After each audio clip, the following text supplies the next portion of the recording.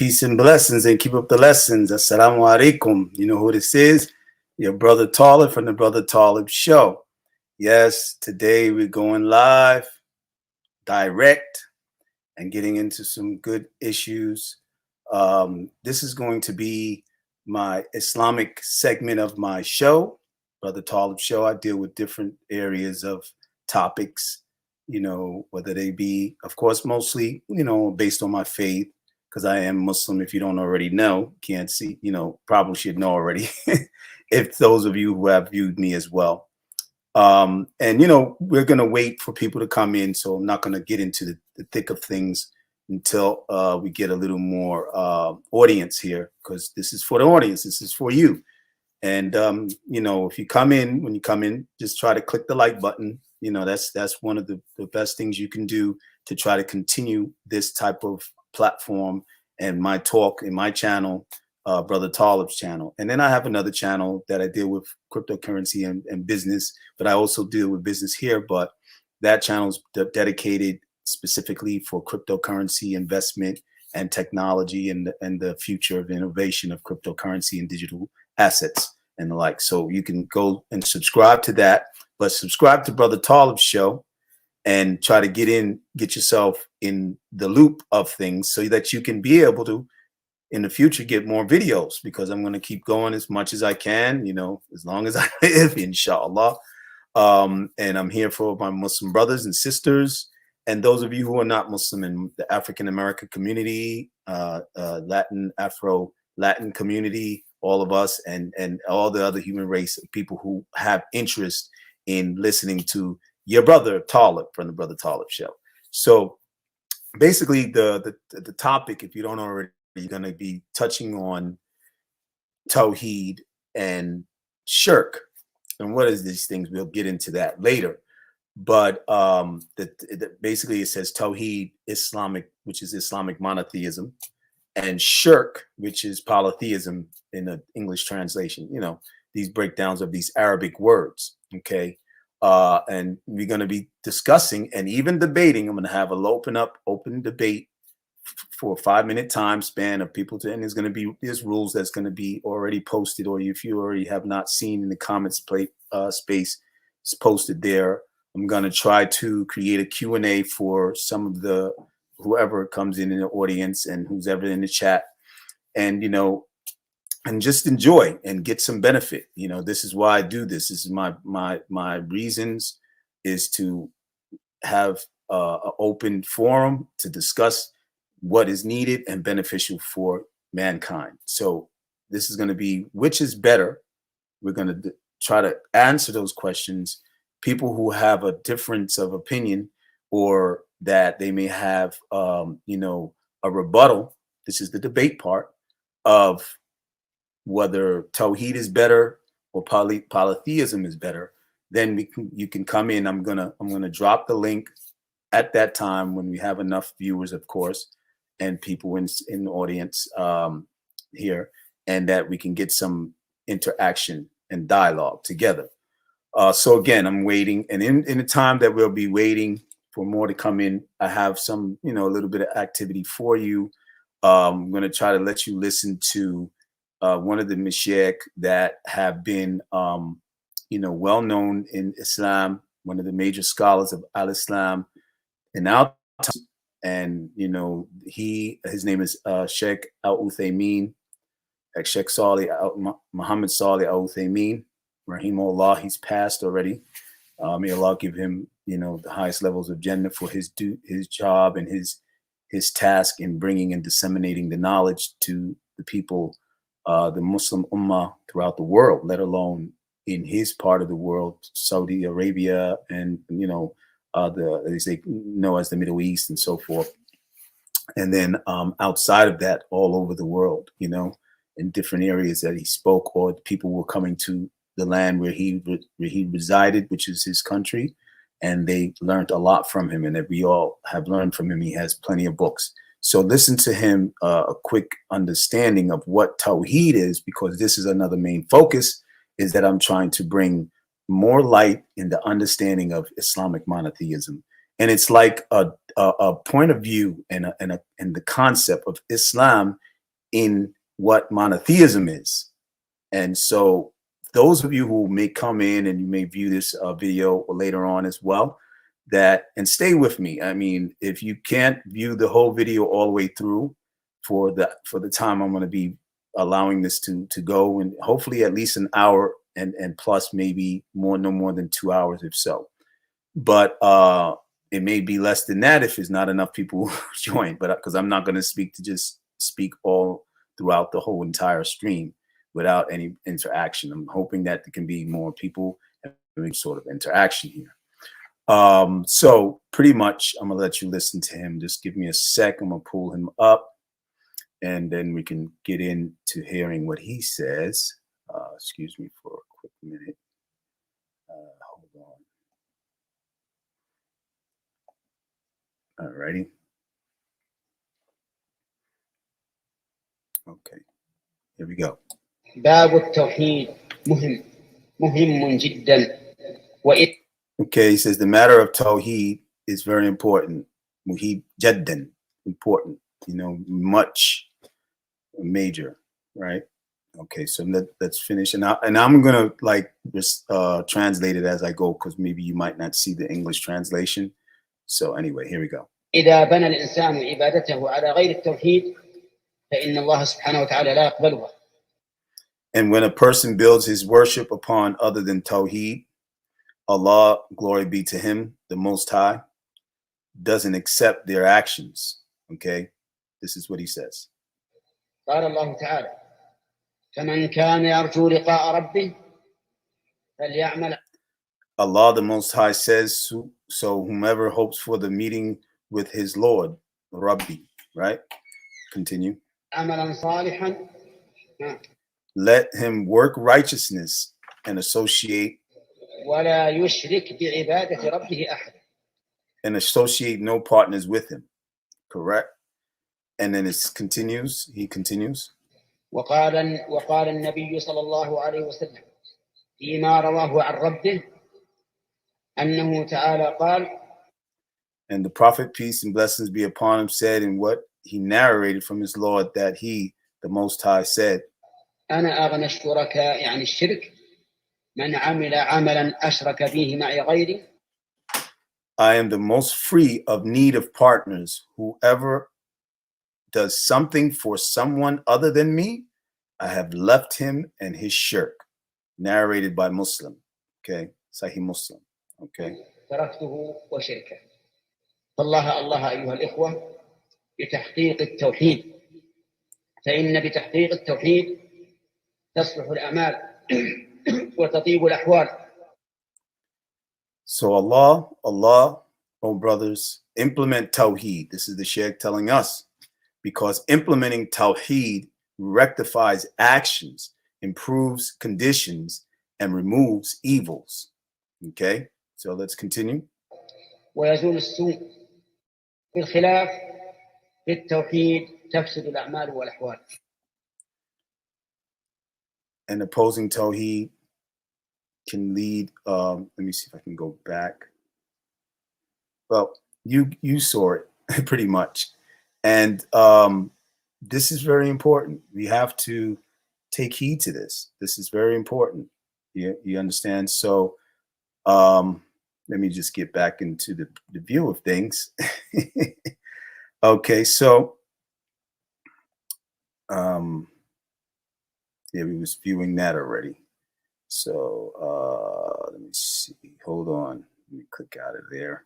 A little bit of some Quran, which is always great and beautiful, and just let me first do what I should do to when we get into the religious part of these talks. We should open up and we say, "A'udhu billahi minash shaitanir rajim. Bismillahir rahmanir rahim. Alhamdulillahi rabbil alamin. Ar-Rahmanir Rahim. Maliki yawmiddin.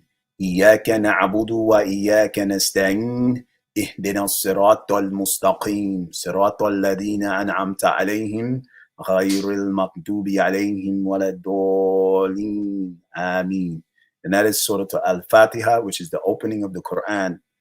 And it's very well recommended by the ulama, by plenty of scholars, that this basmala, that this opening up the Quran or reciting the Surah Al-Fatiha to open up into a lesson session or a halaqah or what have you, a good religious talk. And we say Bismillah wa salatu salam ala Rasulillah sallallahu alayhi wa sallam ajma'in. And we sing, have praises and salutations upon the Prophet Muhammad sallallahu alaihi wasallam and his family, and also those who are close to him as his companions as such. So I want to do. I think we might have one viewer, and let me see what's going on as far as the chat is concerned. Is anybody in the chat? Well, just let me run through again. Of course, I gave salams to the people, and you can give salams back. And ahlan wa sahlan, welcome those of you who are viewing it. I can only see that there's one person here. I don't know if that's even me, but anyway. And then, we have rules that is going to be here in this session, and you can read them yourself, but I will go over them. Basically, number one, no profanity. Because that's the proper character of the Muslim, is to not, speak with profanity. And if you're not Muslim and you come in and you view, or you come into even to speak and you want to debate with me, then just refrain from profanity to the best of your ability. You might slip, and everybody does, and we come from that upbringing. Some of us, and even myself, I used to not be a Muslim at one point, and I had that type of vice with me, that type of issue of bad usage of words. And some people take it lightly and they don't think it's a big deal, but it is, as far as our character and our proper etiquettes in this type of setting. Because the malaika, the angels, are within these settings, and they sit and they listen and they record everything that being said. So that's why you always have to be careful. And I'm one who's careful. I try my best, and Allah knows best, and not make any errors, and to do the best that I can about that. No trolling, okay? And plenty of the YouTube people in the YouTube space and the YouTube streets, like my man Happy Companion comes. Hopefully he'll come upon and come in. Happy Companion, Sheikh Yahya, Shabaka, and Abdullah. Those are brothers that be on the Islamic Thought Show with the brother Happy Companions channel, that you can get in and join into this this talk. And then also, besides no trolling, no disrespect or slander of anybody's faith. We got to have respect for people's faith, meaning on the level of, it's one thing to speak about truths and falsehoods, but to say, oh, you're this or you're that, and you're a bunch of evil people, this and that. No, we're not going to do that. And your faith is evil or so forth. No, we're not going to do that here. I would have to, of course, remind you and warn you first, and then after that, I may mute you, and then after that, I may send you out. If you're in speaking, if you're on the panel, but if you're in the chat, also, I'm going to try to get you out of there or block you. I'm going to try to warn you and then block you if you don't, desist from that. So, and besides that, also, just state your position, that you're coming with. What is your position? What are you trying to get at? Your point, and bring proof to back it, because this is what we're trying to learn. So people are going to be trying to learn from here, besides give out what they know and knowledge. Okay. And so I'm one who wants to come with correct knowledge, with clear knowledge. I'm not one, as you've known, to try to come off the hip and just speak from my own intellect without having any proof, without having any clear knowledge of that I base from someone who gave me this knowledge. That basing it from someone who's given them knowledge, and these people are authentic in their knowledge and their the knowledge that they sought and they found that goes in line with what Allah says in His Messenger, the Quran and Sunnah. Or if you're not Muslim, that only thing that you might know about something about Islam that you have a problem with, you bring it to the forefront. But in the topics, we need to stay in the topic, and that's the point. Meaning, because I'm gonna, if I feel that people are going off, I'm gonna try to remind you and bring you back to the topic.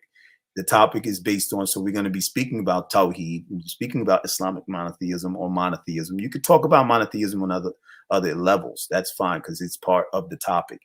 And shirk, which is polytheism. You could talk about things that what you want to talk about. And I'm going to be asking some questions, and then we can expound on those within those questions, okay, and give some answers to what we understand and the knowledge that you get, that you have, to your best of your ability, that you give out. And so please enjoy and benefit from this discussion. And we're gonna try to keep it a peaceful debate. If there's no one else coming in, I'm just gonna keep on going. I'm gonna go ahead and run through the whole session here, because I'm not gonna stop and then say, okay, well, I just gotta cut this video off because nobody shows up. So it's fine. Okay, alhamdulillah, whatever it is, qadarullah wa ma shafa'ala, it will be Allah's will and ordainment that he already had ordained to happen. Okay. So what I'm going to first do, and there's still really pretty much not hardly anyone in here, or I don't think there's anybody in here other than me. So I want to touch into from the books of the scholars. Of course, one of the main books that's from our faith, which is the Quran, but it's the noble Quran. So it has English translation. It has appendix, and it has, almost like how, with some Bibles, they give you different things that you can go and get some knowledge from the scripture itself. So the Quran is a form of a scripture. It's a preserved tablet, as you can say, but the word is from Allah. It is His kalam. It has not been created. The Quran is not created. The word of Allah is what the Quran is. Okay, so He spoke it to Prophet Muhammad sallallahu alaihi wasallam through the angel Jibril. The angel Jibril was like the one who was dictated. Allah's word was dictated to who? To him, and then he dictated it to the Prophet Muhammad. Okay, so that's what the Quran basically is. We know it, the Mus'haf in the Arabic. Okay, Allah's word, Kitab. Okay, and it is His guidance, the Furqan, you know what I mean, or criterion of this life, the guidance. Okay, so I'm going to go into the English part of it, and it deals with we're going to talk about, well, not the Quran. Let me go into what I wanted to do. Excuse me. I wanted to deal with Tawheed, and the basis, like really pretty much like the basis of Tawheed starts with those who were upon Tawheed first when it comes to this faith of Al-Islam. And Al-Islam, again, is the faith. I mentioned it before plenty of times. And welcome, ahlan wa sahlan, those who are here. I see, I think 3 people had entered. And, join in. Get the gist of what I'm doing. First, I'm going to be going into some of the subject matter. And then we're going to get the link down and right through there and get it up to the point where people will be able to come in and either talk about this subject matter or debate if you have any rebuttal to what is being said. Okay, so basically this is what is going on here, right here now in this book that I have, that I've held for many years. It's a very good book.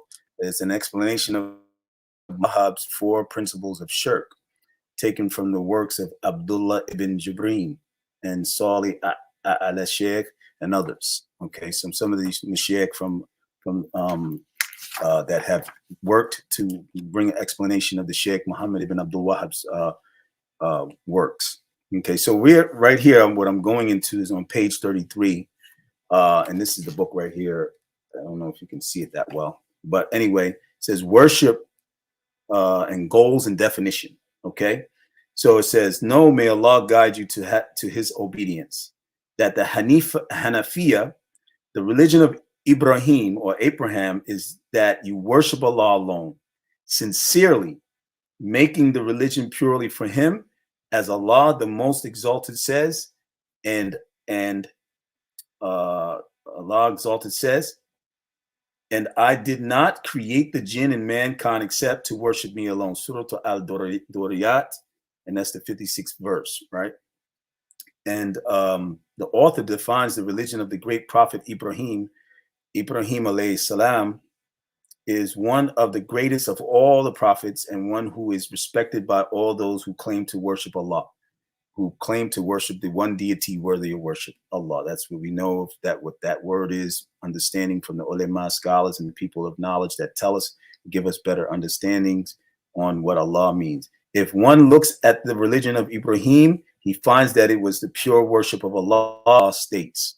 Let's go into this part real quick.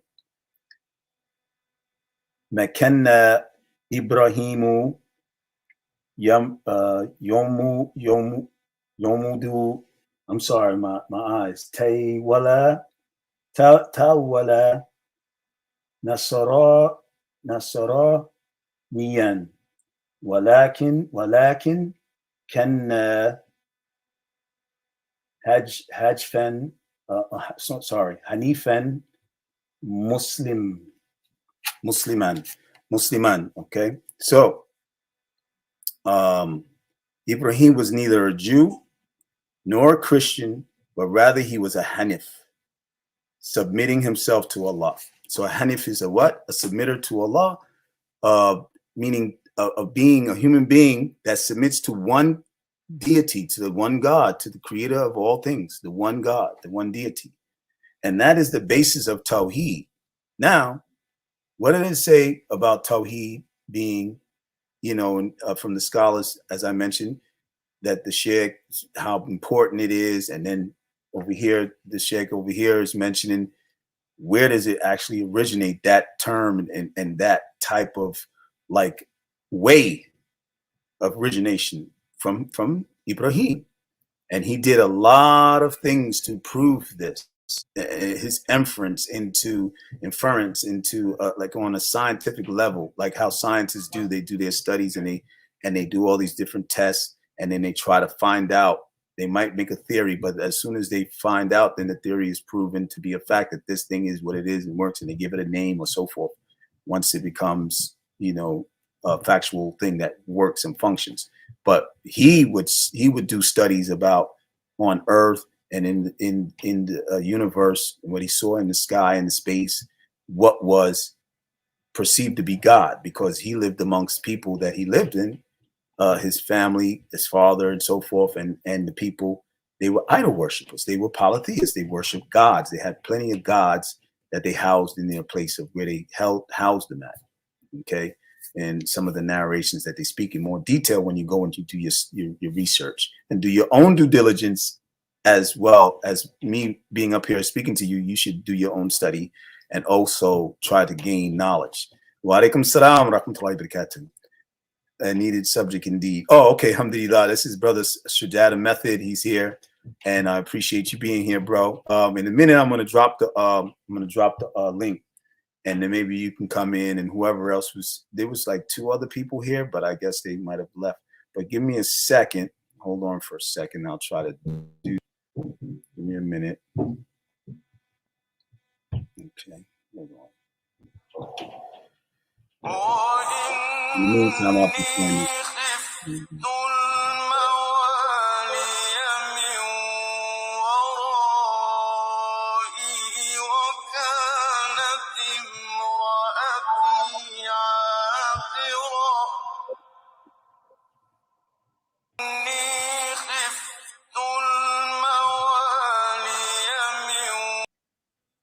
Okay, so I dropped the link. If you want to come in, that's cool. And you can go on for like how to deal with the questions. Or I can just, if you're not prepared right now at this minute, and you just want to wait on some other people to come in, that's fine. And I can go into the other part that I was going to read. if you want, you can chat me.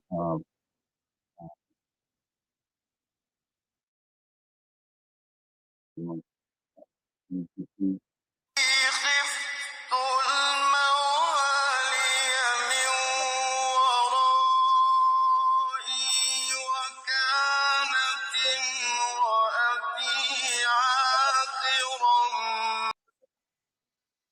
Okay, so if anybody wants to come in, I drop the link, and then we can probably start and get into, the discussion. But I can continue on reading if no one is ready to come in, because I had some like literature to read about this subject matter, and we can get into that if you want to. Okay.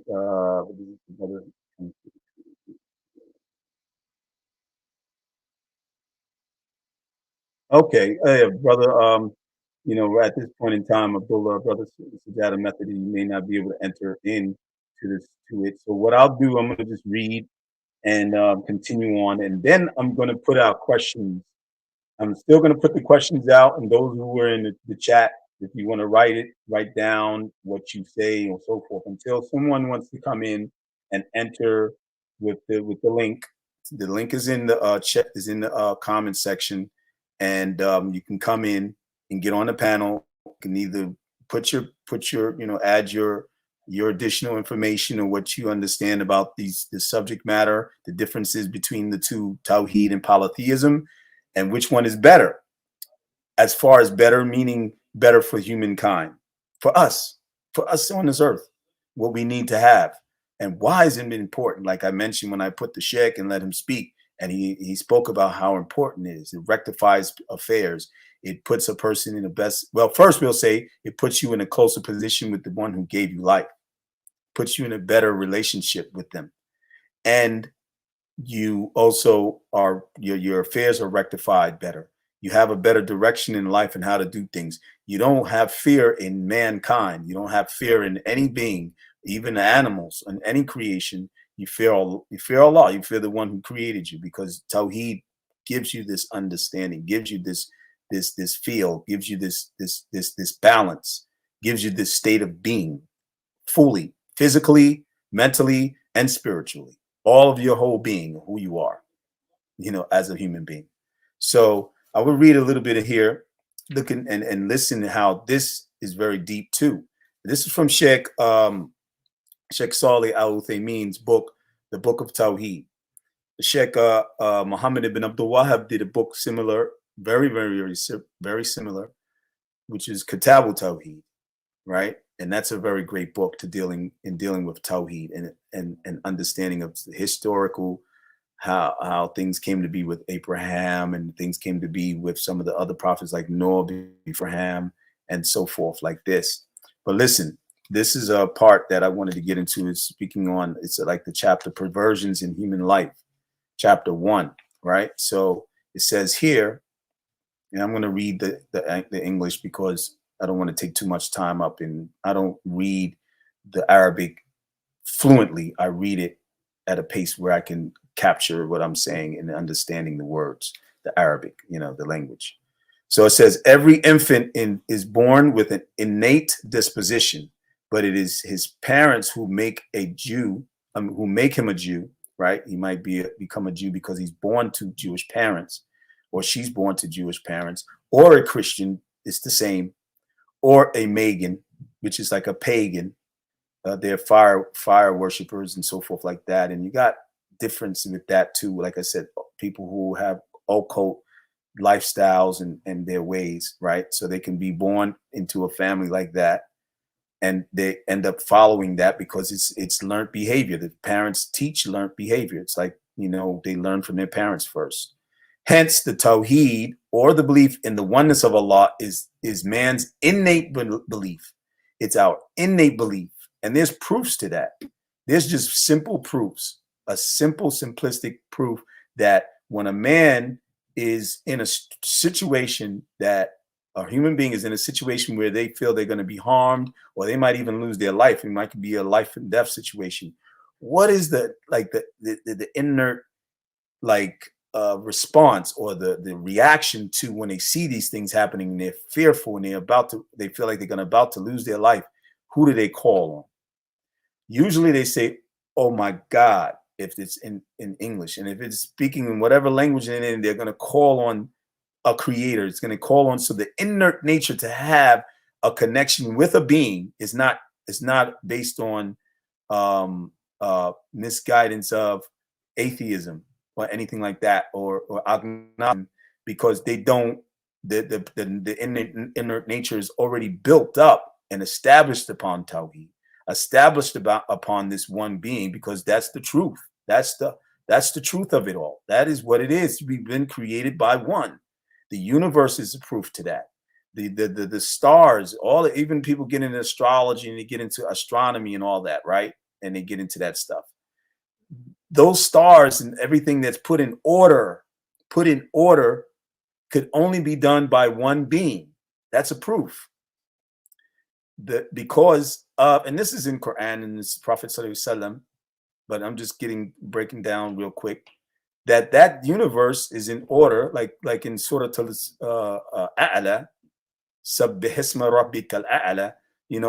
This is showing everything is in due proportion, and it's in place by one. Because if it was more than one, as you know, if you have more than one ruler, or you have more than one person in position, then one might take it this way, one might want to do it this way, one might want to do it that way. So then sometimes it's no order because there's too much people in charge. But if there's one in charge, one has power over all, then it goes by that one, and it stays in order to that extent. But that's only for the creator, not for mankind. Not for mankind. Mankind is imperfect, and that's why even if we try to have one man in control all the time, but throughout his life till he dies, sometimes it's not going to work. That's why he has to pass like a king or a ruler. They have to pass on their legacy of rule to a newer king, but preferably their child. Usually it was through the lineage, through the offspring that would take on the rulership from that king. So that's the same with Allah, only but Allah is above that. He doesn't have no imperfections. So everything is going to always be in order. He created it in order. It's going to stay in order until he takes it out of that order. And as we know, there's going to be a time when the universe and everything is, as it says, and it's going to fold up. That they have the surah in the Quran, the folding of the folding, and I can't remember which surah, the name of that surah that represents that word, the English word of folding up. That means that the universe is going to be like tossed and like torn apart and ultimately destroyed after everything else is destroyed, like animated creatures like us and animals on the earth and all that. But the universe as well, besides the earth itself, other planets, the stars, like the sun, and Allah is going to destroy all of that. And then the Malaika is going to be the last ones that are going to be destroyed, because they assist Allah, not help, but they do Allah's work, what he wants them to do with all the creation. The Malaika, the angels. Okay. So that part is done. So now, alhamdulillah, I'm going to go and get into the questions. And so far, we only have the brother here, Abdullah. Alhamdulillah, jazakumullah khairan for being present, because there's not a lot of people in here. But it is what it is. Alhamdulillah, you know how it goes, bro. Excuse me. So I'm going to get into, and this will be for those who see it later. If you're not here now present, which, I understand some people got things to do, just like this. And then you got people who have their own chosen, way of how they want to feel, and they don't want to be here. So it's understood. You know what I mean? I've seen people pop in and they popped out. So it's understood. But anyway, let's go into the questions. All righty. So give me a sec, and we're going to get into the questions here. So this is the first question. And this can get I was trying to use these questions to open up the discussion, and then we can, talk about it and have some debate if there's going to be a rebuttal on or someone wants to bring something different that might not be Muslim. Usually the Muslims they're going to be on the same page, but some Muslims might even be indifferent about how they feel how important Tawheed is from what they feel something else is more important. But all of the proofs that come from the Quran and come from the Sunnah proves that Tawheed is first. Tawheed is first. Like Sheikh Al-Albani, Rahimullah's books, his book is one of his main books is called Tawheed is first. You know, when you're giving dawah, one of the proofs in that is when the Prophet ﷺ told Mu'adh ibn Jabal, may Allah be pleased with him, he sent him to Yemen, to the king there, okay, to give them dawah. And then the Prophet told him, in other words, not his exact words, because I don't want to say what's incorrect and make any errors, but paraphrasing, that he told him to give them dawah upon Tawheed, call them to Tawheed. That's it, to the oneness of Allah, to the true and one and only divine deity, okay, and give them, spoon feed them that. That is the origin. That is the foundation of the faith of Islam. Before they can even be Muslim, they have to know and have the knowledge that Tawheed is what they believe in. Because that's when you give dawah and you're trying to call people to propagate the Islam and call them to dawah, call them to Islam. You need to establish them to learn Tawheed first. Because you haven't, like, if in America, and in these discussions that we've gotten into, we dealt with the 5% nation, we dealt with the other last talk that we did with the Happy Companion, and was dealing, and we got into the different beliefs as well of the people, you know what I'm saying? And it clarified that Tawheed is first. It clarifies that Tawheed is needed, very much felt. If the Prophet, and we know the historical understanding of when it came to what was the first teachings of Islam, the Prophet taught Tawheed for 13 years first. You understand? So that's his methodology. That's his way that he taught. So we say and we claim to follow the Prophet Muhammad sallallahu alaihi wasallam and love him and revere him and adhere to his teachings, then we should be doing this as well, teaching Tawheed. And not to say 13 years, but Allah knows best. As long as this person learns their clear understanding of Aqidah, so they can leave off from things that they were upon before that, especially here in America, especially in the West, especially in the non-Muslim lands. And the West, America is established of a non-Muslim land. It's not a Muslim country. UK is not a Muslim country, even though there's plenty of the Muslims there, and it's growing. The fastest growing belief is Islam. We know that, and there it shows proof. And here, even in America and different other parts of the world, a lot of Muslims or a lot of human beings are accepting Islam because the truth there and the simplisticness of the faith, the balance of the faith. Besides, even they overlooking. They're not even dealing with terrorisms and all this other foolishness and narratives that have been put in the media to paint the bad image. And we can say there's nefarious reasons. Of course, we're not going to get into that, but it's known. We know the ideological attack that's been against Islam, and we know even in our Afrocentric diaspora arena, in the YouTube space and YouTube streets, as I've been dealing with as well, and dealing with people personally and trying to bring clarification to what Islam is, because they was talking stuff about Islam in a negative form and entering Islam. Why? There's a reason. Because Tawheed, it negates falsehood. It negates what is shirk, is the next question. But this is the question. So what is the question? What is Tawheed? What is Tawheed? Now, I already presented it to you. So this is a question to whoever is in the audience. And even, brother, you can put it in there. You can put your own thing. Oh, thank you, cute niece. Thank you. And ahlan wa sahlan, welcome. And I appreciate you being here. And may Allah reward you as well for being here.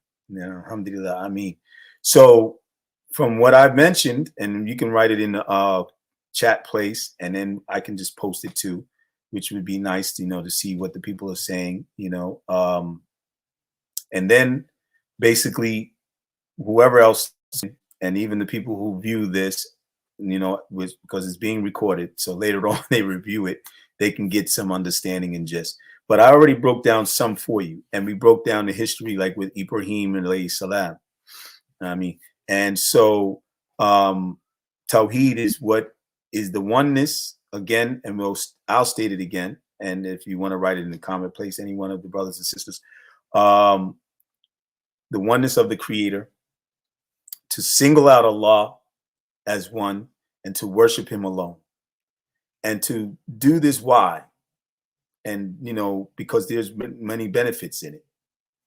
That's why there's clearly all benefits in it. I can say that without a doubt, as me being a Muslim, of course. A non-Muslim, anybody different, they might be indifferent to that, because you might say, well, if they use certain things that they throw at us, like, well, if Tawheed or one, you're worshiping Allah, you say Allah, then why Allah allows this and this happens, and your people do this? Allah allows whatever He's going to allow. That's what we learn about Tawheed. We learn that He is the Almighty Creator, and He has dominion over His creation. So look at the animals when they go into harming each other, because that's what a lot of people try to do. A lot of non-Muslims try to do, and I don't blame all of them for that, because it's just a sense of not having knowledge about the qadr, or the ordainments, or the what Allah wills, doesn't necessarily, because you perceive it as negative, because you see it as harm. Some of us are vegetarians and some of us are not, and some people eat meat. Some people don't prefer to eat meat because they don't like the harm that came to, or what was done to get them to eat that meat, and it just doesn't taste right, right? But it doesn't necessarily mean that eating meat is bad, because if eating meat was bad, then we would die from it, or we would get very, very sick. Now, we can get very, very sick from raw meat, because we're not supposed to digest raw meat and so forth. But to get to the point, when we see that Allah allows certain things like natural disaster to take place, and you got the atheists and the agnostics, this is their excuse why they don't believe in the Creator and religion like that, is because they say, well, if there was a God, then why does He allow this bad to happen? That's one of their main reasons, and that's not a good reason. From my point of view, I believe plenty can back that, as well as the scholars who are more knowledgeable than myself and others, that's not a good excuse for you to say, because these bad things happen. So look at the animals, or look at death. Some people don't, even when I was little, they don't accept death. They don't want to accept it, but you can't stop it. It's part of life. There's things that are part of life that we cannot, deny, and we have to accept them. And that's part of being a balanced human being, because if you don't accept reality, then you go into insanity. This is where the mind loses touch of what is real, and they go into other areas, because the shaitan is the whisperer of it anyway. He's the main one who leads you to that, so you can lose yourself and go astray and fall off and do all these other things that you shouldn't be doing, and maybe even kill yourself. People commit suicide because they can't deal with the reality of life. It's the bad in it as well as the good in it. Now, we know in Islam, there's one of the articles of faith.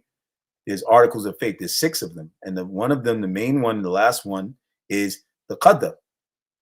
And you have to believe in the good of it, or accept the good of it, and accept the bad of it. A qadr means preordainments from Allah, that He ordained these things to happen. So if somebody lost their life in a certain manner that was tragic, or so, it was ordained by Allah. It doesn't mean that Allah is bad, and that He's bad. It is the happening that happened for reasons that we might not understand well, and that sometimes, or usually, bad stuff happens to human beings as a punishment or reckoning before the day of reckoning.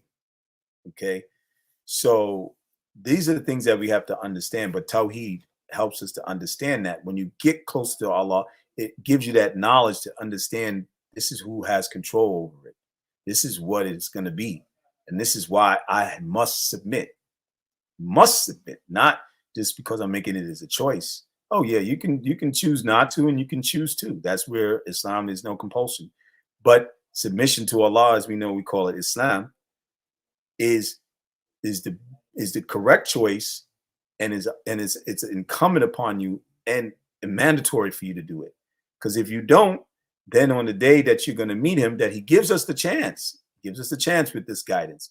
On the day of judgment, is not going to be, it's going to be against us.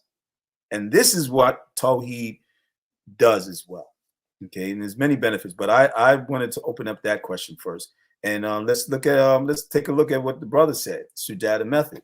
To keep it simple, Tawheed is the oneness of the Creator, which eliminates any and all prospects of partners or equal unions to that singular power, whom we call Allah.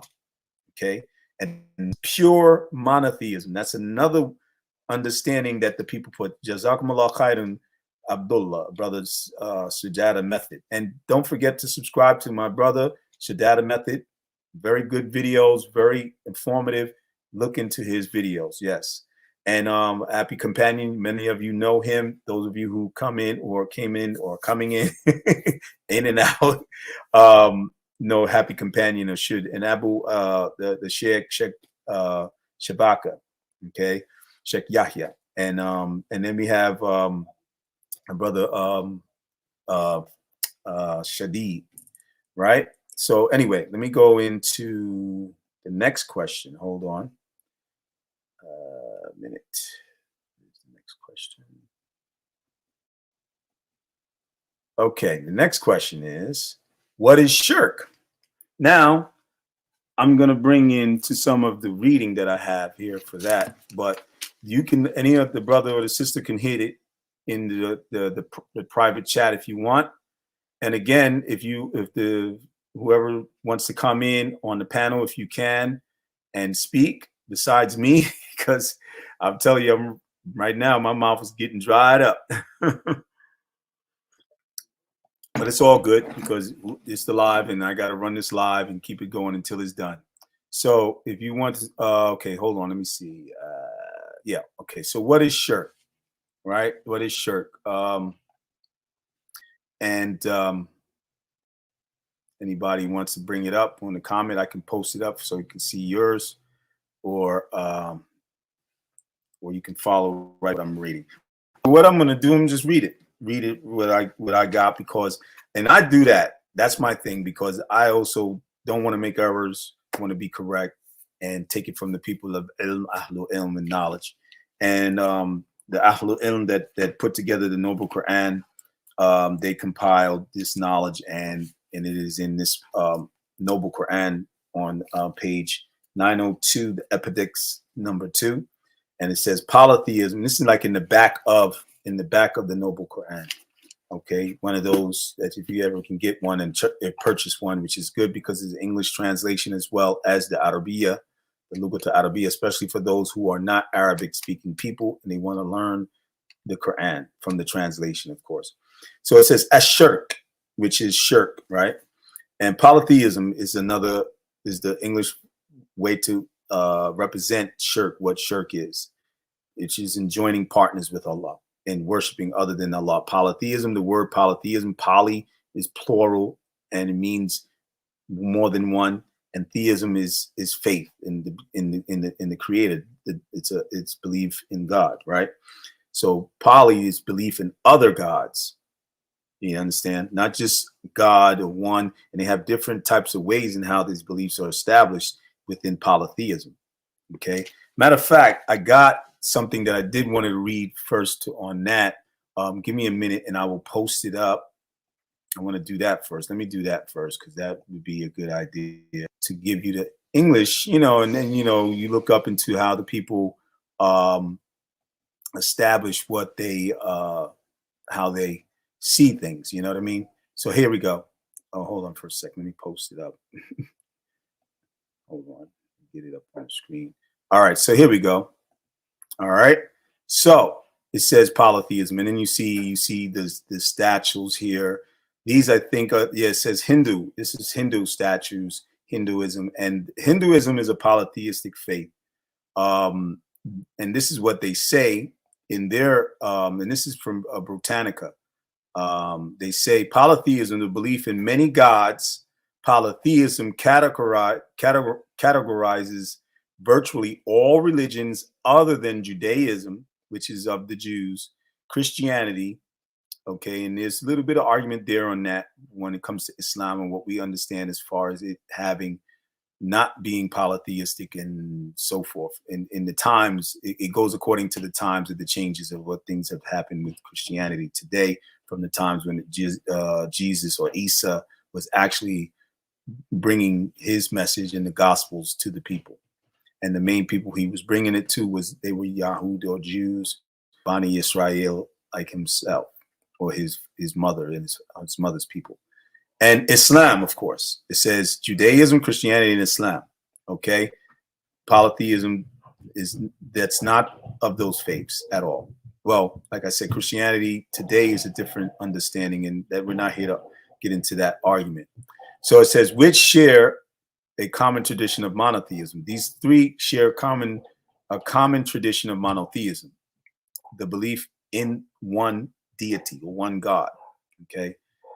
And it says sometimes above the many gods in polytheistic religion will have a supreme creator and focus on devotion, as in certain phases of Hinduism.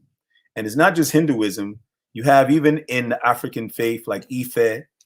And my mother, she taught me a little bit of this when I was younger and coming up with her as a teenager and stuff. And when she was really getting deep into it, because we were brought up as a Roman Catholic, but Black Roman Catholic, Spanish Roman Catholic is different in the sense too, how we practiced that form of Christianity.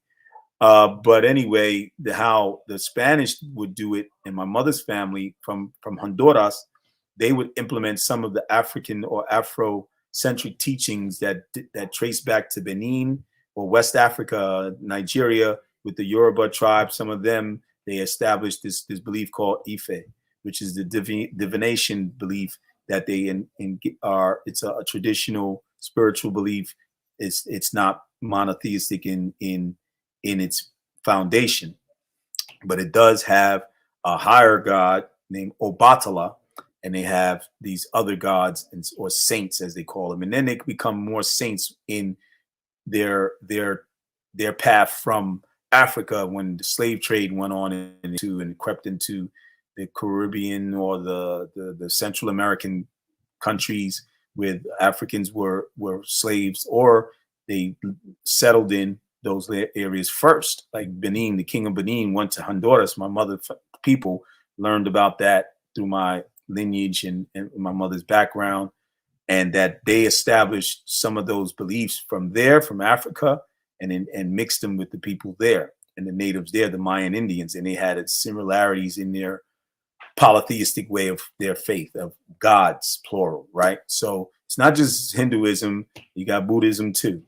And Buddha is the Godhead, or the person who is the main person that they worship and pray to or chant to, whatever.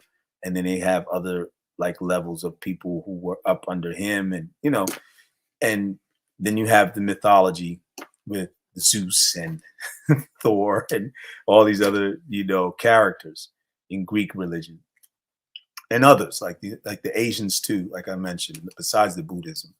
Yeah, So basically, I wanted to do that. Let me close that out now and see what's going on here. Hold on. Okay. So where are we at? Yeah, okay. The brother said here, shirk is the association of partners with the creator. Tawheed, when practiced based on Quran and Sunnah, negates shirk. That's correct. That's correct. And now I'll get into what is in the Quran right here. Barakallahu fikum ya akhi. And we pushing it through. It's not a lot of us here, like how other videos of the YouTubers are, but it's all good because I know me, I know my position with the people, and inshallah someday, maybe before I'm in my grave, they will say, "Wow, that brother Talib had some pretty good stuff, man. We should have really been there with him." You know what I'm saying? And not to have to say that because I feel bad because the people are not here. But I have to put that out there because sometimes the biasness, and we got to realize this, we as a people get too cliquish. We get too cliquish, and that's where Tawheed comes in again too. Because if, as far as a Muslim, especially if you're Muslims and you cliquish as a Muslim, there's a problem there with your aqidah.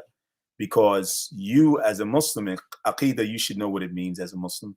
You should not be into just grouping yourself into sects or these people that you choose to want to be with, these people you choose to want to follow, and so forth.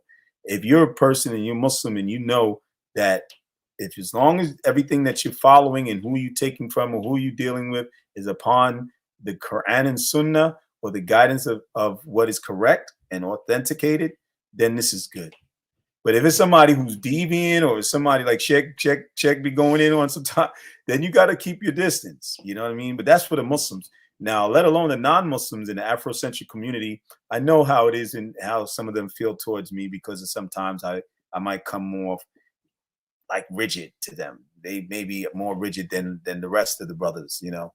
And I'm just going to speak the way that Allah says in His Messenger.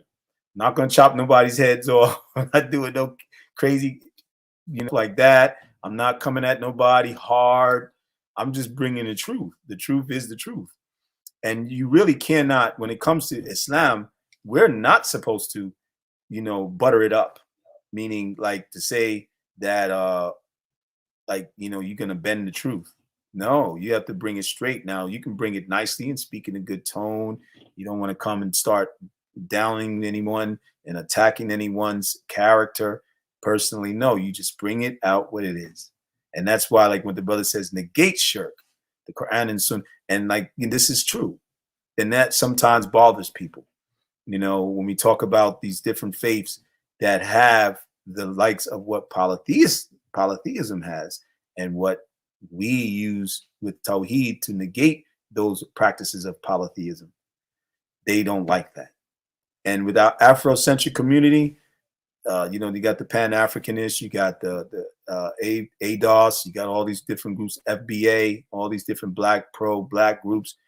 A lot of the majority of them are not for the Abrahamic faiths, and they're not for monotheism. And that's well known, it's understood. And that's why I said this is, and I forgot to say, these are debate. This is going to be ongoing. Debate Saturdays. I'm going to be doing this regularly, inshallah. So that's why I have this open for you to come and debate me. Not in the sense of, I challenge you, challenge. No, but come and let's get a good, peaceful debate so we can get the dialogue that we need to start bringing together. Because if people don't discuss things without getting emotional and coming at each other in like how we are from the ignorant life of Jahil, of being street or being just straight up, just, as they say in the YouTube streets. That's why they call the YouTube streets.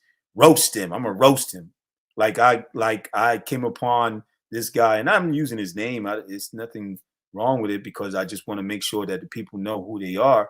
McNeesy, and then even Afrodamus and these guys, and some of these people who are promoting dissension between the people instead of trying to get people to get on the platform and discuss the things and the differences that we have so we can weed them out and say, okay, I understand. Or maybe open yourself up. People have to open their minds up. What was that movie Matrix was about? Releasing them. Now they use they use insinuating of using drugs, that pill, but pull the thing out and get them more and get them from being jacked in to the system, waking them up, taking them away from being, sleeping in a sense, in another realm of things, and get to the reality. So that's what these are for, and what we try to do to of our videos or our, lives is to make people aware and awaken people and bring them to the truth. See the truth. Put your things on the table. See what is this. Balance out the scales. Make comparisons. This is what this is. This is a comparison topic. Tawheed or polytheism? Tawheed or shirk?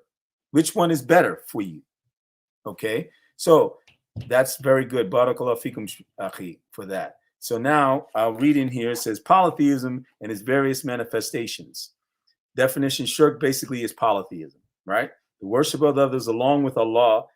It also implies attributing divine attributes to any other besides Allah. Now, I dealt with the issue with my brothers. I have my brothers, my younger brothers from my mother's side, mainly most of them, and my brother-in-law. We were in a few days back. We get into a heated conversation. First, it started with this girl. One of them posted this girl that was talking about her being a divine feminine, right? She used the word divine, and they didn't. I brought to them. I said, well, first of all, she made an error by putting and saying divine. She could have said an extreme feminine or a beautiful feminine or whatever other terms to that imply, and stay with and keep her humanity in place. And that's the problem with us. And this is where shirk has affected the human race, infected us bad, and not just today. It's worse now because the rampant looseness and desires that are free going. As long as you don't, go against the laws of man in the country who established whatever the laws in their land in the world. As long as you don't go against them, you're good. But you can go against God's laws. You can break all those other laws and be who you want and don't matter, whatever, so forth, right? Do what you want. But back to the point, people get caught up into this shirk where they start loosely even to say stuff that only pertains to, only is qualified for the creator to have that. Okay. Divine, that word divine. If you look it up, it stands for God, for the creator, not for mankind. But now look what we did with, and we dealt with the 5% nation. They did the same thing. Brother Shadid Muhammad was talking about in that video with Happy Companion about what is the problem with the word, or there's the problem is the of the God body or the image. They were talking, I think they was talking about the image and how that these God body guys, these 5%ers, they use, may Allah guide them to Islam. I mean, some of them, they still live into that ideology, and they don't realize the lack of it. They don't realize that what is detriment to them in the day when they're going to meet that creator that they said that they have some what do you call it, part of being a God like them, right? And they try to say, no, it's a figure of speech, or they try to use it as a symbolism, or whatever they want to try to use in wordings and the English language of all, right? Okay, one of the most mixed up languages in the world, okay, but of many different languages, breakdowns and words and 7 vowels, it's something to take heed to. Say, why do you take so much heed to this language to establish what you're going to do and how you're going to think, so forth, as far as your belief? That's even more prevalent. So now you're going to take the word, as they say in the Bible, God created mankind in his image. Not taking the word from it being analytical or anagorical, but taking it literally. You're the image, so that means you're a God. And this is the misconception and the misguidance of shirk. This is what it does when you don't have established tawheed, to know that you're in your place, your creation, and Allah is the creator, and he is the true God. None are deserving of that, of being God. None are deserving of worship. None are deserving of the highest level of none are deserving of prostration but other than Allah. Even though some people might try to say with Adam alayhi salam, when he talked about with Iblis and the Malaika, when Allah told them to prostrate, that was taken out of place and misunderstood, because you got to understand the Arabic, not just the English that it says prostration, but understand what Allah was mentioning as far as like a bending or bowing down to him, like you might see when they do as respect, the Asians do. You see, so the Asians, they may not get in trouble with Allah when they bow like this and they go like this or whatever, because they bowing as on a respect level to the person who they're of whether it's a respectable, dignified person in their community, in their society, in their family, So and it's a traditional cultural gesture, okay, and that's what we got to understand. your actions of your mindset, your intellect, that you think as well as in your heart that this is who you are. You're a God, or that person is a God. So now you made them a God and you're worshiping them, and you establish giving, supplications onto them and the likes of what has been mentioning, and attributing divine attributes to them. Okay. So to any other besides Allah, and continue, to any others besides Allah, it particularly implies associating partners in worship with Allah, or believing that the source of power, harm, or blessings is from others besides Allah. This is shirk, because you think that others can harm you, or and even the harms that we see, that we've known and we've learned, what happened to us by slavery, what happened to the people, what happens to people that are victims of crime, murder, and killings, or whatever, and harm of any doing to them from someone, that they should know, and they probably don't know. They probably know that, and they hope that God would have protected this person, but it happened, and Allah had control over that. He could have stopped it, or he didn't, for a reason. And this is very hard for people to concept and understand. But Tawheed helps you. Okay, that's one of the benefits. And there's going to be another question that I'm going to ask about the benefits. But so I'm not going to get into the areas of the other areas of shirk that I had over here, but because I want to continue on with the questions, and then have things continue on. So far, it's still 3 of us here, but it's good. Alhamdulillah. Let me see. And so it's not going to be that long, much longer, as far as this video is concerned. Let me see something real quick. I want to see where we at. Longer as far as this video is concerned. Hold on. Let me see something real quick. I want to see where we at. Longer as far as this video is concerned. Hold on. Oh, sorry. I went to I went into the YouTube itself. Sorry about that. But yeah, so the thing that I wanted to do is get into the other questions, because I want to keep it moving. So let's just continue on. Let me see. What's the other questions here? Okay. What are some benefits of belief in Tawheed? So let's just try to get some benefits. And I gave 2. One, and some of you can add some in the chat if you want. You brothers can your brother or sister can add in the chat. One that I already said and mentioned was that you have a straight and close relationship with the Creator, a direct relationship. There's no intermediaries. There's no one in you. Even though the prophets were put around, and the human beings that followed the prophets developed a relationship with that prophet at the time, like we as the Muslims and the people of the Ummah of Muhammad sallallahu alaihi wasallam, the community of the Prophet Muhammad, because each prophet had their own communities that they brought the word to, or that they taught and that they guided them, right?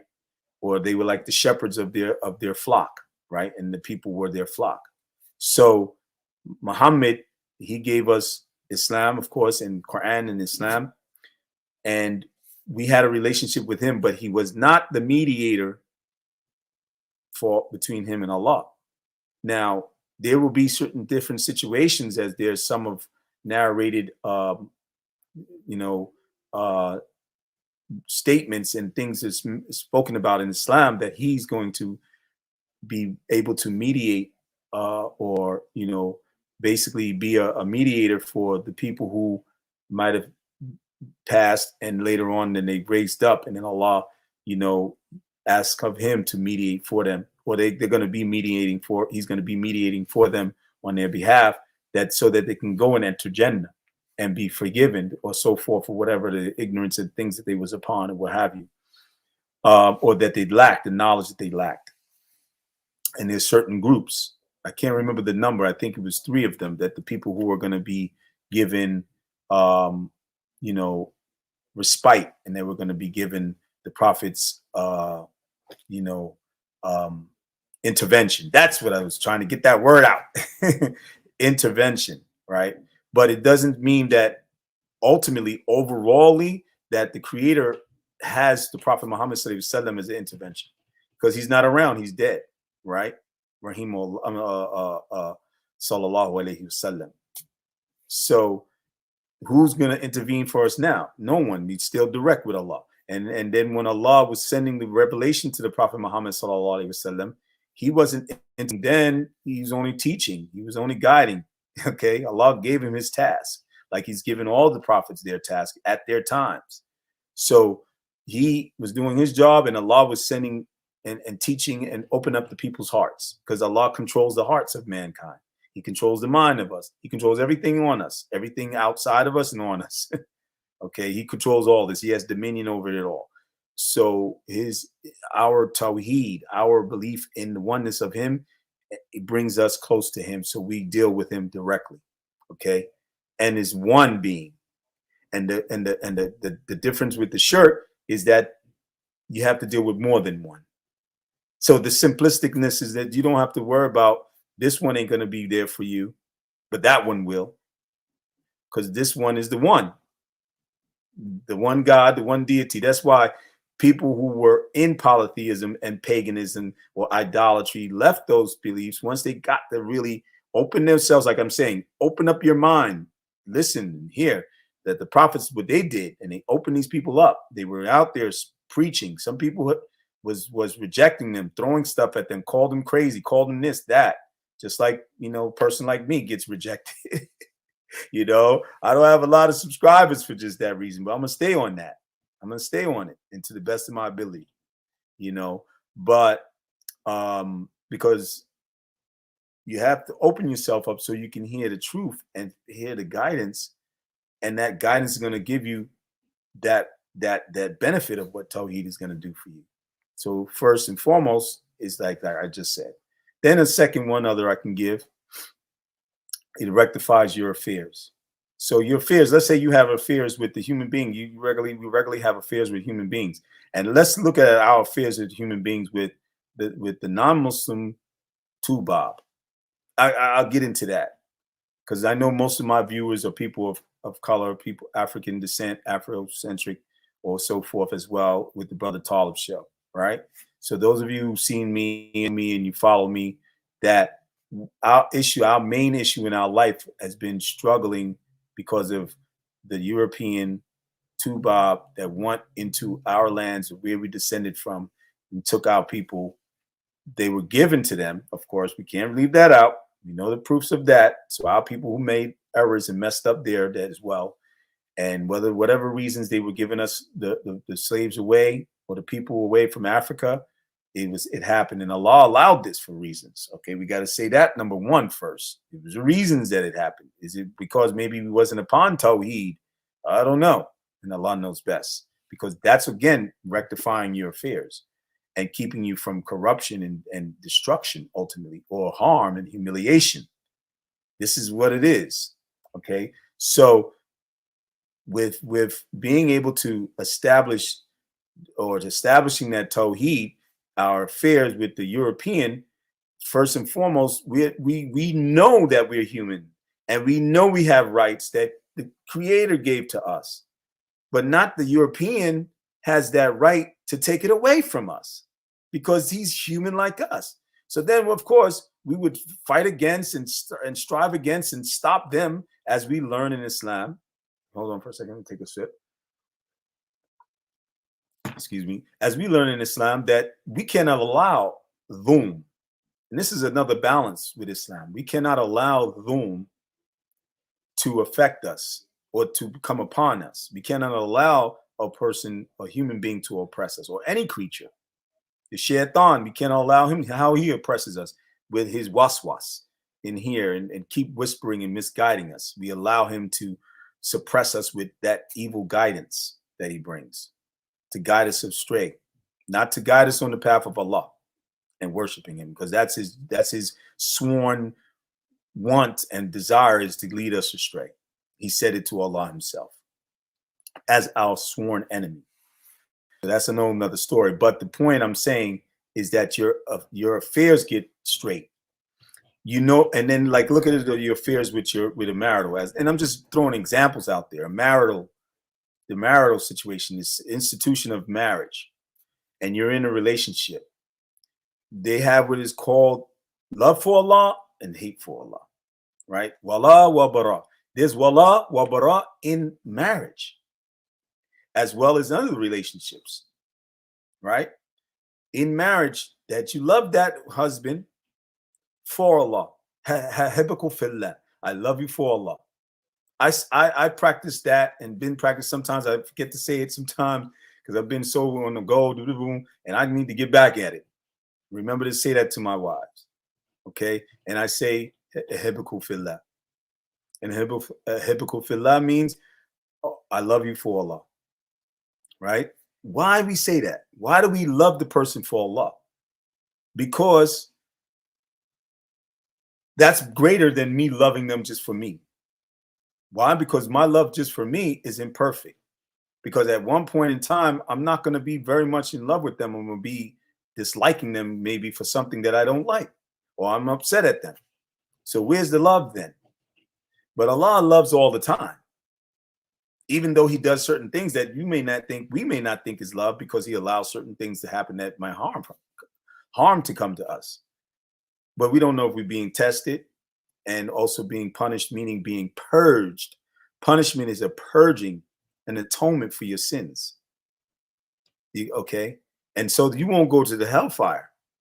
If He does it here first, you get it here first, there's a chance that on the day that He raises you up, that has been exempt from your scale, that has been erased from you, or your book that's being written and recorded all the time in your life, from when you hit puberty as a human being until you die. All of that is going to be on your scale, in your book, and it's going to be there in front of you. Your deeds. This is what we understand in Islam. And those of you who are not Muslim here, and you see, just listen and get a gist, and ask questions if you are here. If you're not, ask it in the comment section. And don't forget to click the like button and subscribe so you can get into more of these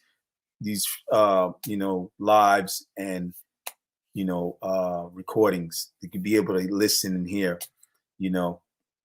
and get some benefit. So that's basically it. That's the benefits that I got. Now let me see what my brother and sister brought, if y'all brought anything. Though, no problem. And I apologize, it's not an excitable live right now because there's not a lot of people here. And soon I'll probably be ending it in about maybe a good 15, 20 minutes or so. But if any one of you want to come up and, expound on these points that of the benefits, like I'm saying here, the benefits that Tawheed brings, then come on up. And because I dropped the link already, I can drop it again if you need be. Matter of fact, I'll drop it one more time. And if you want to come in and speak on it and let the people hear you as well. And so anyway, let me see. So the benefits, again, I gave you two, and maybe I can give you a third. Another benefit is is that you don't find yourself in a position of confusion when it comes to polytheism. Okay, you don't find yourself in a position of paganism, when paganism is more based on, and this is from my terms of understanding of it, without going into the dictionary definition in the Britannica or Webster dictionary, what have you, but that it's made up in a sense. Okay, these people derive it from their times through cultural, traditional understanding of maybe someone who's a leader of their community, a griot, as we might say, or religious, not religious, but a spiritual leader, right? And then he devises this understanding through different types of ways that he came about it, or they may not even just be a man, it may be a woman, and then they thought about it and it came to mind, and then they started making ways and how to practice and implement this type of cultural way, and it becomes a tradition for them. They pass it down to their children and their children, grandchildren, and it's a way, paganism as well. You got pagans today that are people that call themselves pagans and so forth, but their practice, like I said, polytheism, is that where is the basis? the legitimate, logical, realistic basis of what they believe in. That you can base this logical basis and real basis, reality basis, is that it's in line, and it basically holds the metaphysical world, the scientific world, the spiritual world, all in one. The physical world, all these things, all these different factors, they come into one. That's what Islam does. That's what Islam does out of all the other faiths. Judaism did it when the prophets were first teaching, but before the people started, implementing other things and putting things in, like we spoke when Sheikh was going through a debate with the guy, Lighthouse, about the Talmud and so forth, and the changes that they did. And then the Christians and the changes with the Trinity and the New Testament that came on later through Paul, right? First, as used to be known as Saul, he was a Jew that was a tax collector, and he changed a lot of things. And then other people added and changed the teachings of Isa that was from teaching Tawheed to the people and coming to them. And he brought back to the Yahuds to try to teach them, because they were astray. They had different groups of them. You had the ones that were real strong and stringent and strict that would follow Yahya before he was killed, before John the Baptist was killed, and taught about the original teaching of the Torah, right? And they stuck to the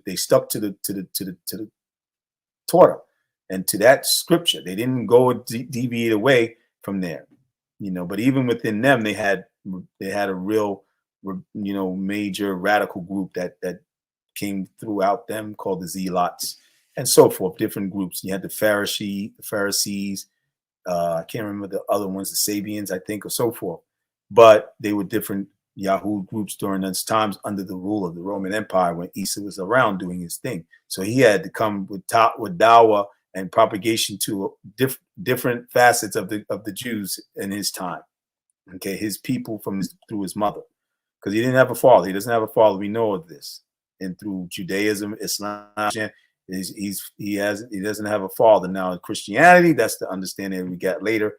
And like I said, there's a question about the polytheism in relation to not existing in Christianity today.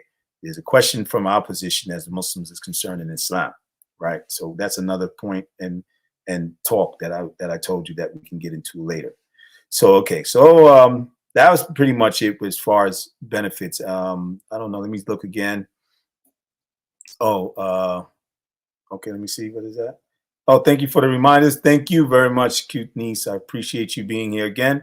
And then if you have anything to add, you can add and go ahead, and I'll post it and put it up, because even if you guys are not really like talking on the platform, then I would appreciate that you put it in, and then I can post this stuff up and people can get to see that those of who were out of us three that was in the chat that brought some additional as far as benefits for if you can bring before I go into the next question.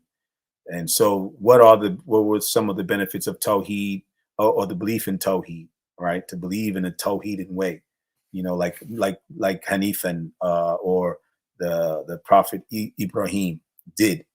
Out of most of the other prophets, he was the main prophet that started this belief on that level, like that, with textual writing as well later on. Excuse me. But Noah, alayhi salam, before him, spoke it to his family and spoke it to the people as well, and tried to call them to the oneness of Allah. Even Adam had to establish that with his family, with his wife and him. They came up against the shaitan, the devil, and he tried to misguide them, and they fell from the position of being in Allah's paradise to where they had to be taken out of paradise, and then all of us in progeny would lose that everlasting living life at that time and only live for a certain amount of time, be tested here. That the shaitan would be the main component of that test and misguidance until the day of judgment. And we would have to uphold our faith and belief in Allah. So that's why he sent the prophets through all these times, different centuries and different times. And we came to the last and final messenger, Prophet Muhammad sallallahu alaihi wasallam. So this is what we have, you know, this is what we have. So, but that's, I've given as many as I can of the benefits. Now I'm going to go to the next question. Oh, I'm sorry. Let me bring that off. Okay. So we're going to close out soon too. Are there some benefits of belief upon shirk? Now, can we say there's benefits of belief upon shirk? I mean, that's where this is my position or polytheism, right? Let's say polytheism. If an Indian Hindu person wanted to come in, not just because he's Indian, but a Hindu, that's their faith. That's the name of within their faith of Hinduism, right? Or Buddhist, because there's a polytheistic faith too, Buddhism, Krishna, Hare Krishna, several, and even Africans, you have African faiths that are polytheistic in nature. So they come up here, or could have come up here, but I guess they might have not seen it and maybe not popped up in the algorithm in YouTube. That's a whole nother story. But maybe the next time, or maybe they can debate me in those questions in the comments place, and I can debate them privately. But the point is that they get up and they talk and they make a rebuttal about, well, yeah, I believe that there's benefits in shirk or polytheism. And what is that? From what I know, there's none. There's none at all. There's none at all. And that's my point of view. And brother and sister, if you want to also post up something that, let me see. Tawhid is the most important, often overlooked topic. Yes, that's correct. I appreciate that, cute niece. That's correct. And it's overlooked because the people are in the norms of desires. The people are in the norms of desires. And to be frank, the desires today are God's. The desires today are God's. People are making taking their desires over God. So this is shirk. They're putting to satisfy their desires more over than satisfying and submitting to the Creator. Now look for instance, an example, Kanye West. He professes himself back now more as a Christian, right? Not can we say is he really practicing? No, we don't know, because he has other issues, and I don't want to talk down about him and so forth. But Ye is, as he calls himself, and he doesn't want people to really call him Kanye. So, I don't want to get sued, but if he can sue me, he ain't gonna get nothing. I don't got nothing. But anyway, Ye, aka Ye, he's been going through the issues, what has happened to him with his statements against I call them the untouchable communities of people, and they really came at him and attacked him from different angles, different directions, and came at especially his wealth. And they know that's the way to break a person down, a man down, because wealth is the basis of how people can be happy in this life. Because there are a lot of this powers that be put that up there. And that's a whole nother story. I'm not going to get into that. I do that on my cryptocurrency channel sometimes, because you're dealing with finance, you're dealing with economics, and you deal with who are the people behind how economics and finance is perpetuated in this life for mankind, how it is. And it's been misappropriated, and it's been unbalanced and controlled by a chosen few that they chose on their own to do it and take control and to fool people and to trick people and use power of military might or guns and people that can protect that interest, right? But anyway, we're not going to go in. But that is also tagut. Those people who put themselves into that position, they're taguts. They're people who trying to act like they're God. You know what I'm saying? So it's their desire that they placed in there too. And you got these other groups and names that you call them, like the Illuminatis and all this, without getting into what they call conspiracy theories and stuff. But a lot of things have been proven, so they're not really conspiracy theories. A lot of them are conspiracies against mankind, but they are people who put themselves and place themselves, and other people place them in those positions of being tagut, and tagut means a person that considers himself a god, or others consider them a god, right? So, but they're really false gods because they cannot equal and they cannot live up to who the true God is, and that's Allah. They cannot, because they're gonna die. They're gonna lose their life. That's the ultimate simplistic understanding. You can say who you want. You can be who you want. Like I even spoken to and got into big things with sometimes with the 5%, and I told them, so if you're a God, then why don't you stop yourself from getting sick? Well, I'm not that type of God, bro. You know what I mean? I'm a smaller God. I'm just the image or the God, and then they use all the science, as they say, the science, you know, to get into how they wanted to pick themselves and give a excuse so for you to think that they still who they are, who they say they are. But that's the point. You can take words, but words do influence people, and you got to use them correctly. And that's the problem with American English. A lot of words, slang, and all this stuff is misused. Look at the word, excuse my expression, nigger, and they say it comes from the word niggardly, right? And they use it for the terms of to call each other that are from the same belief, same race, people or whatever. That word, right? And it's understood because the people are misguided into this in this level. But that's another reason why polytheism is no good. It's another reason why it has no benefits. Okay, because you get into all these different gods, you get into all these different areas of going and understanding, and this God does this and that God does that, and or no, you're not even worrying about other images to focus your worship in. Now you focusing on yourself as a God, body, or goddess, Mother Earth, or whatever you want to call yourself, and not realizing that your imperfections prove other than your imperfections prove other. Okay, you want to, as a woman, and I don't put down women. I'm not just putting down women. I deal with all of us, men and women. But for example, a woman that says she's the divine feminine, or like I was speaking about before with my brothers, and I got into.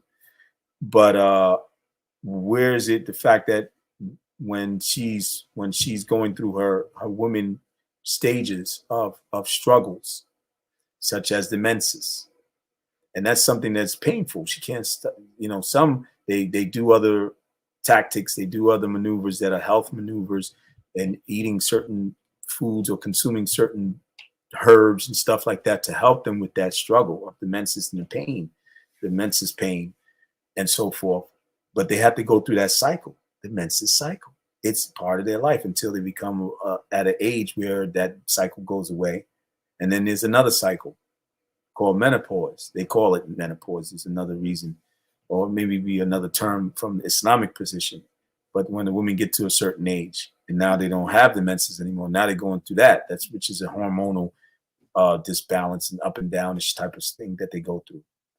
So, and then you have, besides that, in between the menses and in between that, they of course, if they do, because not all women have gotten impregnated and gave birth and so forth, went through the birthing process. But look at that.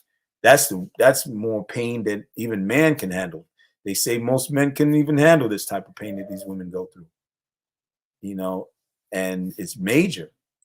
But that's where some of the people in the shirk and into that misconception they come up with to say that's why they're so goddess, or they're the divine feminine, because of their beauty, their physical beauty, and what they can do. But that struggle, a God struggling like that, it's not a God. And it's not a small God, and that's why shirk is without benefit from my position. And I'm giving you the proof that science. And I read to you already what these things do, and the basis from the Quran, from the Sunnah, from the sheikhs about polytheism into that aspect. And then let me post up the sister, cute niece. Hold on. Shirk can even manifest in the way some Muslims make dua by including names, pious people, showing off, or similar stuff. That's correct. The names of the pious people You go, you know, dua by the, including the names of pious people. Some of these groups do it. Some of these deviant groups do this type of stuff. They got grave worshippers. They go to the graves and they start, you know, incantations and duas and dhikrs to these deceased leaders, or you know, could be family members, right, in their graves, especially leaders of religious leaders, like alims, you know, teachers and scholars, muallims and imams, okay, and these different groups, they get into that stuff. And then you got showing off, riya. That's part of, that's one of the aspects of shirk, riya, and it's a minor shirk, but it comes to being major after a certain point in time because you continue to do it, right? But you don't know, it's inconspicuous, so that you're doing it, but you're just so used to, you know, looking good and trying to look good in front of the people that you're a good pious Muslim. So you're praying, and you know, because you see the brothers over there and you say, oh, brother such and such is there, oh, sheikh such and such is over here, I want him to see that I'm a good Muslim. But you don't know that this is shirk, it's riyah. So you got to be careful. So there's books and there's knowledge on this. And some people will say, so what is the big deal with this? Especially non-Muslims that are hearing and listening. What is the big deal with this riyah, whatever these guys are talking about? The big deal is with your position with your Lord.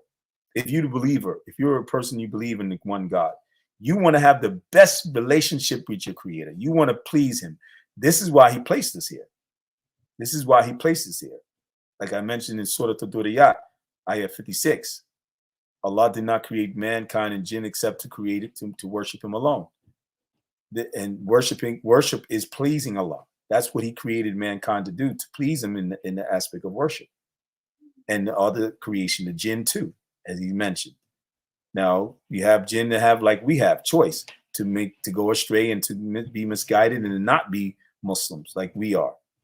But the Muslim is the one who submits and is the believer of Allah, the believer of the Creator, the true believer in the oneness of the Creator, Allah, right? And that's what we're upon. So it manifests in Muslims, some Muslims too. That's correct, and that's because of their ignorance. And I appreciate that, sister, and you know, jazakumullah khairan. Okay, so now try to finish up, and we're gonna close out soon.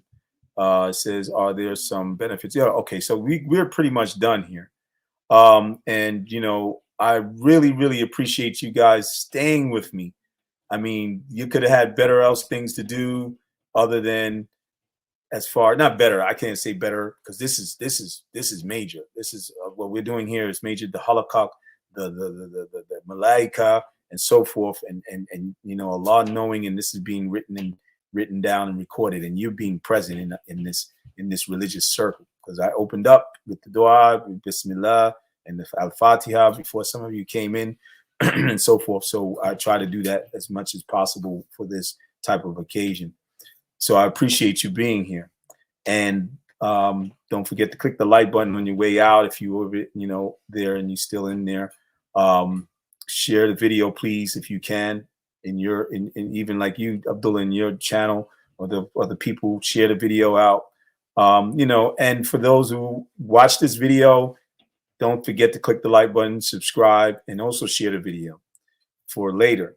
And again, to continue on with, to let you know what's going to be placed, I'm going to be regularly trying to do every Saturday, if not every Saturday, it'll be every other Saturday. When I'm able to get in on the Saturdays, I'm going to be trying to do the debating Saturdays. That's what I'm going to call it, debating Saturdays. And it will be the time to come in and discuss these matters of Islam. And even when we get into, right now I'm dealing with Islam. You know, I'm dealing with aspects of the major foundation of Islam, dealing with Tawheed and Shirk and these things to learning and comparisons of it. Now, the next one, inshallah, we'll be dealing with kufr. We're dealing with disbelief, total disbelief, atheism, right? In relation to it being compared to Tawheed again. Which one is better? So I won't probably base a lot of the argument or any argument on Tawheed. It would probably be if whoever wants to come in and rebuttal that, to say, oh, Tawheed is this and it's not really that, or, you know, some of the arguments that I've gotten into already with other people, you know, that they talk against Tawheed, right? And they try to say that it's contradicting in certain aspects because what happened with the moon gods of the Kaaba, or all these different things, or why do you make your direction to praying to the Kaaba? Isn't that idol worship? You know, this misunderstandings. And to clear that up real quick, the Kaaba is a place of worship. Is it the direction? The Qibla is direction there because Allah's messenger established it. Allah wanted that to be established, that that's where we're going to pray at. Because before, the direction was praying to the Masjid al-Aqsa, or praying towards where they known as Philistine or Palestine, and over there near Israel, as they call it. But that's the direction that the Muslims were praying, and then they switched it over, and that was all that would happen. It's a prayer direction. It's not, and no one today prays in the Kaaba, which is the first masjid on the earth. Okay, it's the first place of worship, where who put it there was Abraham, yes, and his son Ishaq. His son Ismail, or Ishmael, as they say in more English terms. Ismail built, and his father Abraham built that place, and built it for Allah, to worship Allah, not to worship the place. So it's not a place that's focused to worship. It's a place to worship, was a place of worship to worship in at that time. And then later on, as time went on, in the Arabs, their societies grew and you know, went to different levels of involving, and you know, generation after generation, they stopped praying in the Kaaba. At one point, as we know, when Islam, the early parts and times of Islam, the Kaaba was housed with gods in it. And this is another misconception. Why? Why was it housed with gods? Because the people went astray from the teachings of Ismail and his people. The Ishmael Hashemites, or the Ishmaelites, they went astray from those teachings of monotheism that his father taught him and raised him up upon, Ibrahim, who was the father of monotheism, as it being a faith, a religious organized faith, because he was the first who organized some of the precepts of Islam, of monotheism, Hanifa, or Hanafiya, right? So Ismail, of course, knew this, and he passed it down to his children, his wife, and so forth, and the people that were surrounding him, the people that came from Yemen, that was a Yemeni tribe that lived in that when his mother, Hajar, was having him and bearing him, and those people helped her until she died, and then Ismail became a part of those people. Okay, and that was his people. He married one of the women from them, or I don't know if it was more than one. I can't remember, but that society grew, and then we had it called Mecca and Medina, and also the other areas of that part of Arabia. And their first belief was monotheistic. It wasn't the Kaaba that housed gods, polytheism. That came later, when they went astray, a certain form of time of the generation, time period, where they went astray and they didn't remember, just like what's going on today. Like we was talking about the state of Islam, which was really a subject matter that was more based on the state of the Muslims and how they implement Islam. Was spoken about in that live that Happy Companion put together, and the Sheikh was leading it, Sheikh Yahya Shabaka, and they was talking about how the Muslims are messed up, how we're messed up, and really even some of us are coming out of the faith. Some of them are forgetting our implementation, or what we even know. Some don't study and don't know barely anything of the faith.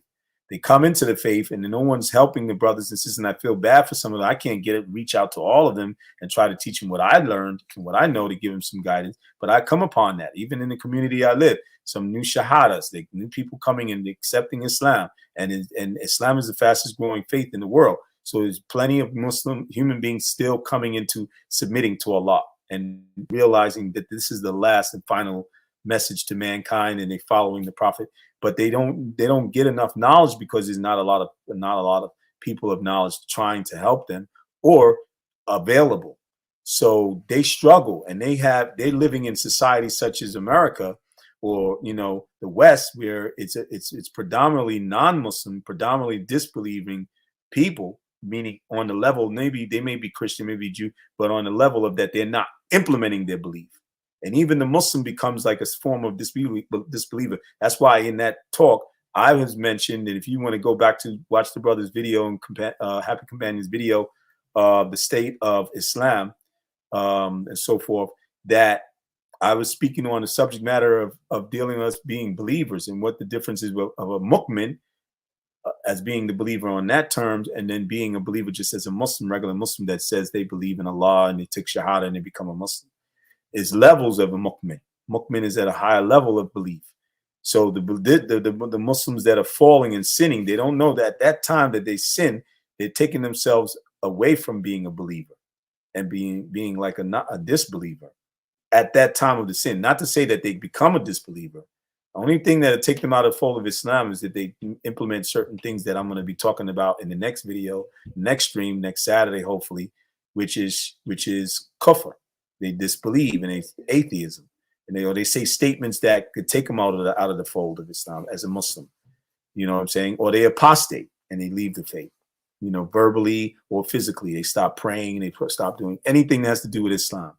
Okay, and then as you see Muslims that leave the faith. That I mentioned, even Maknizi with himself, and he left the faith, and he pretty much wasn't following the mainstream Islam from what I know. I think he was from the Nation and so forth. But anyway, this guy, he left the faith and he attacks Islam. And there's other Muslims, ex-Muslims that are doing this stuff, coming at Islam and coming against them and trying to bring what they feel that was what had happened to them, and then bring their position of what they feel that Islam really is. They utilize their experience to come at Islam, and they're not even basing it on real strong basis of what Islam is based on. That's why I always try to go back to Tawheed, because the basis of it, and try to take the people in a discussion. I don't like to deal and dwell in all these other things without bringing the basis of what Islam is based on. Well, you say, okay, we get into jihads, we get into jihad, we get into polygamy, we get into all these different aspects of things. Why is that happening? Why are these people doing these things? Okay, now the ones who are doing it that are against Allah, then they're not upon Islam. They're doing it, so we have to separate that. But if they're doing it for Allah and only strongly for Allah, then it's going to be correct, and they're not going to do terrorism. Okay, jihad is going to be correct because Allah gave laws. So if you say you believe and you follow Allah and His Quran, and you follow the Messenger sallallahu alaihi wasallam to the core, then you're going to obey him. You're going to fear him, and you're not going to fall and go against it and do your own thing. Where did suicide bombing come to be something that is from Islam? Never. This is something that's a phenomena from the non-Muslims. Actually, firstly incorporated that stuff with modern weapons, but even gunpowder with the Asians, they've done stuff like that. But once that stuff became more modernized, they started incorporating this type of learning how to make dynamite and bombs and stuff like that. And then people started, okay, well, kamikaze, like the Japanese, blow myself up.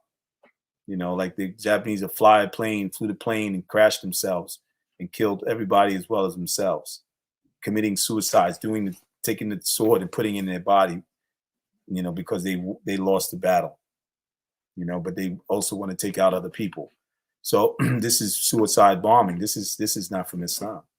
But Tawheed brings you to know you have a relationship with Allah. Is Allah pleased with that which you're going to do? Bump what this so-called scholar or this mu'allim or whoever alim is here, this person of knowledge that you following, he's on a membar or in front of you doing a halakha and telling you this is what you have to do. You have to wrap yourself with a bomb and go out there and fight your jihad. No, this is not jihad. Because jihad has principles, and it's all in line with Tawheed. You're doing this fi sabilillah. You're doing this for Allah first. And he has guidelines and he has laws and principles and how you're supposed to do it. And then the first one is doing it against yourself. And then again, like dealing with polygamy and all these different topics that the people try to get into, I don't try to get into. I deal with Tawheed. I deal with that because now we know why we the way we are and why we doing what we do. Why did we choose Islam? I chose when I came to Islam, I chose because of the creator. I didn't choose because of then, because it sounded beautiful.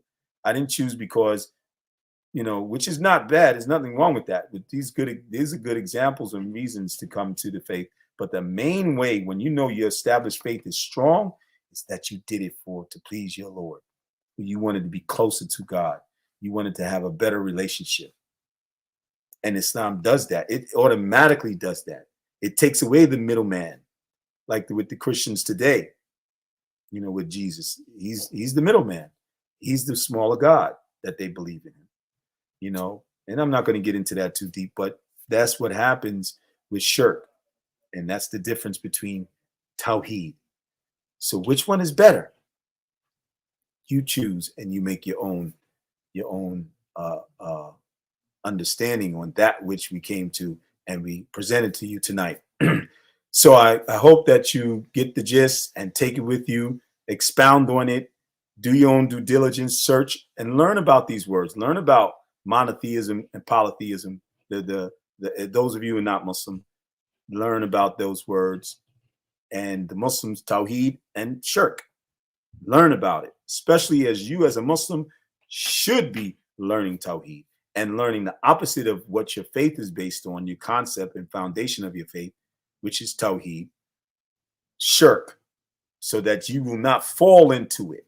Like the sister said about, Muslims fall into this, and I'll post it again. Okay, I'll post it again. Hold on. Oh, that one. Oh, that one she posted recently. Okay. This is where we should be, even if we are not due to distractions. Correct. I agree with that. Cute niece. So this is what she said. Shirk can even manifest in the way some Muslims make dua by including names, pious people, showing off, or similar stuff. Okay. So this is very, very important. It's very serious. We have to take heed to the likes of the differences of, and I'm talking especially to the Muslim right at this point, between shirk and tawheed. This is very important. This will help you to get stronger in your faith. Aqidah, that's meaning the creed. It means your concept and your understanding, your belief system. That's what aqidah means from the Arabic language in translation into English, basically. And they got other scholars bring different other meanings, but it mean the same words that I mentioned, that have the same meaning as the same words I mentioned. They just use a different word for it.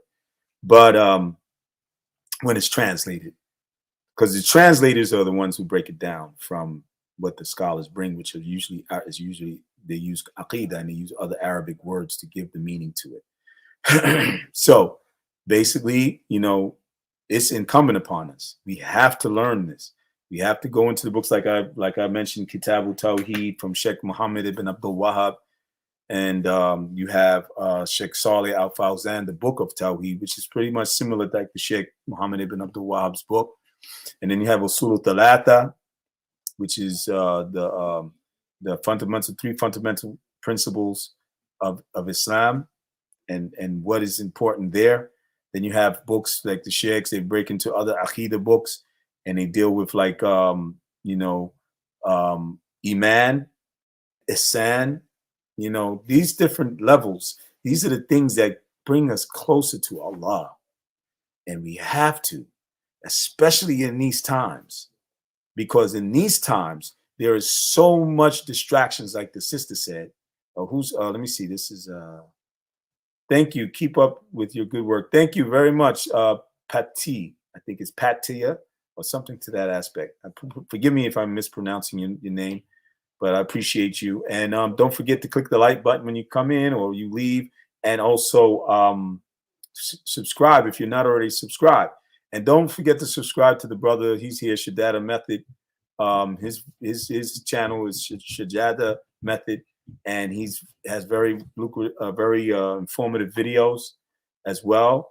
And every now and then he might do a live stream, but he does mostly videos with information about different subject matter as well. And you have Happy Companion. Many of you might know him already. You have Yahya Shabaka. He gets into many good topics too.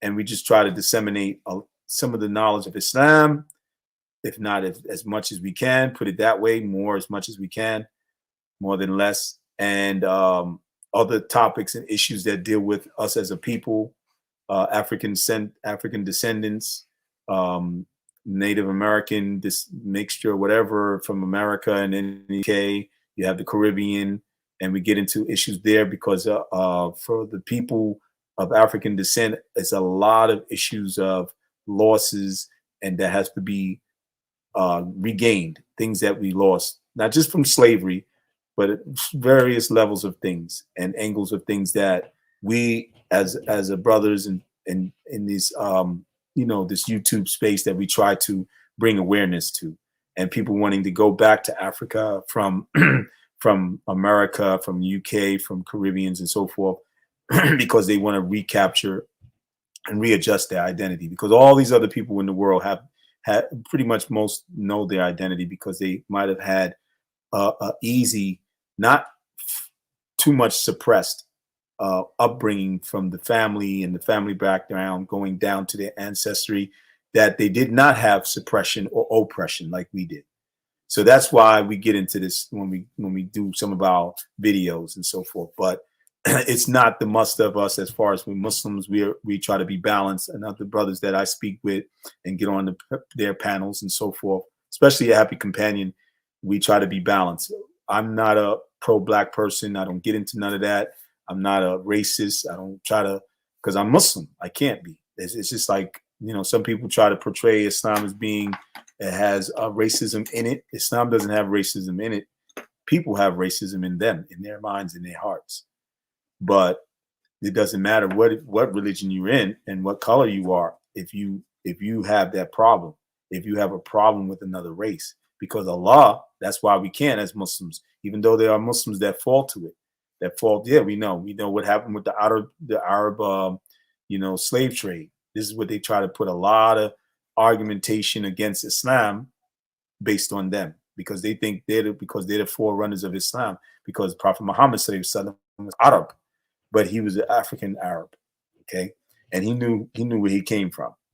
He understood that. He knew his lineage, because they always, even in their naming each other, they follow their names behind their forefather, and it links back to who they descended from. That's how the Arabs are with their lineage thing. It's not a game. So, but the ones that times and family mix and so forth, mixed with Turkish, mixed with the Persians and so forth, and then even at the Tubab European, now you have maybe more issues with race because of the likes of the differences of their belief and so forth, and not having any connection with the African presence. But it doesn't matter to Allah. And that's the point. We have been created, and this is where Tawheed comes in, and polytheism or shirk does not allow you to really grasp hold of, to know, because it's too much distractions, too much this way, who this God, that tribe, and so forth. Too much dissension. But with Tawheed, you're unified. This is where unity, true unity, comes, because you believe in the same God, and you worship the same being, and you pray the same way you're supposed to. Now, the deviant sects, that's why we say the deviant sects that within Islam, that are within the Muslims, and the Muslims practice, and they try to practice and say that this is part of Islam. It's not. We know this. Some of those things are not. Now, they're still Muslim, but the practices or the implementations of what they think is, if it's not based on the Quran that Allah gave to the Prophet, sallallahu alaihi wasallam, and the Prophet's way, then it's not correct. Not correct. Let me post up what the brother said. This information was very beneficial and will prove helpful to those that seeks basic knowledge regarding the strongest aspects of our deen. That's correct.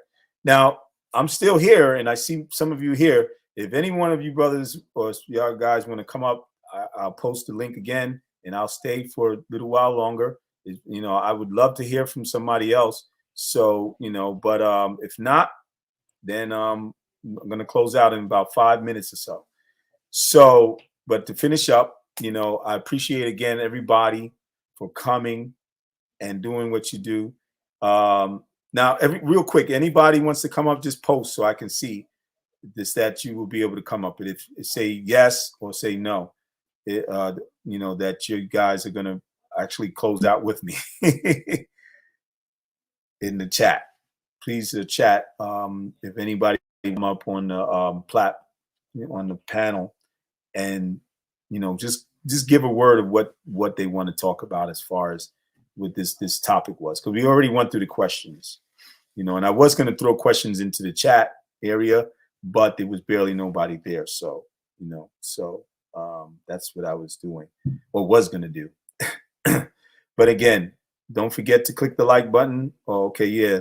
All right, Akhi, no problem. Barakallahu fikum. I appreciate you being here, man, because it's 2 hours. So you hung in here, you know what I mean? And you contributed to the best of your ability.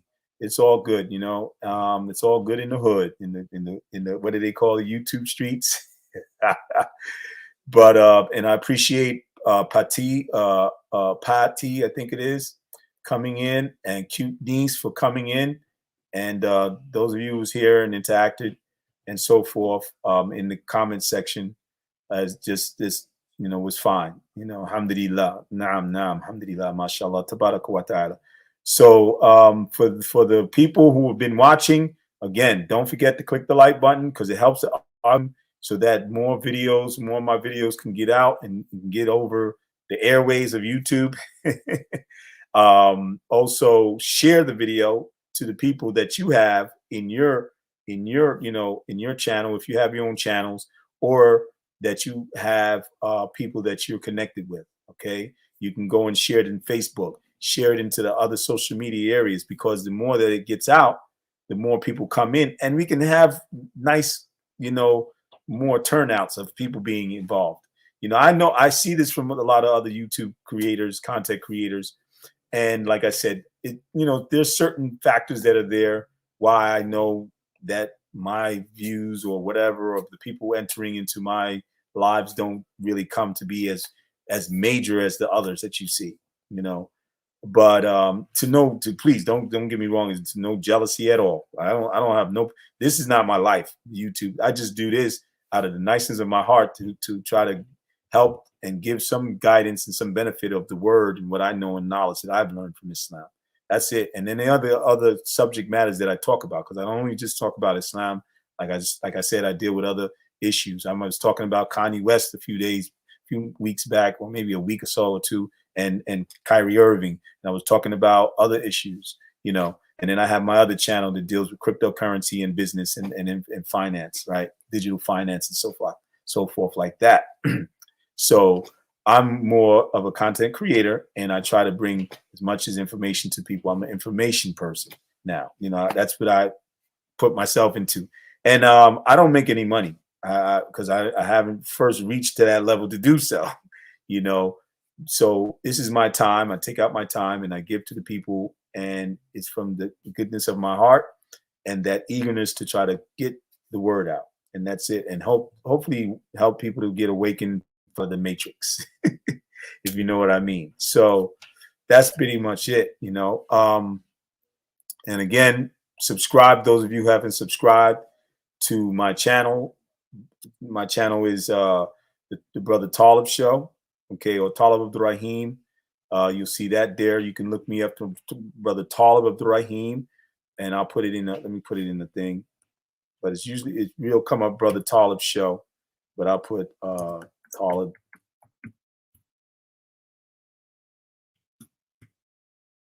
If you can't find me, that's how I'll come up there too. And subscribe to me, inshallah.